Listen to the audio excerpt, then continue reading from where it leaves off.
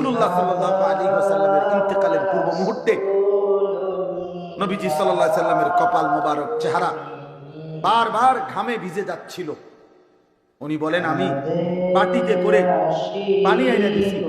নবীজি তার ডান হাত মোবারক বারবার পানিতে ভিজাচ্ছিলেন, আর এই ভেজা হাত কপালে আর মুখে মুছতেছিলেন। আর নবীজি একটার পর একটা বারবার বাক্য বলতেছিলেন, আল্লাহুম্মা আইন্নি আলা সাকারাতিল মাউত, আয় আল্লাহ, মৃত্যুর এই যন্ত্রণার মুহূর্তে আমারে সাহায্য করেন। আল্লাহুম্মা হাফিন আলাইয়া সাকারাতিল মাউত, আল্লাহ আমার মৃত্যু যন্ত্রণা সহজ করে দেন। নবী এরপরে বলছেন, লা ইলাহা ইল্লাল্লাহ, আল্লাহ আপনি ছাড়া আর কোনো ইলাহ নাই। ইন্না লিল মাউতি সাকারাত। এরপরে নবী বলছেন, হায় মৃত্যুর বড় যন্ত্রণা।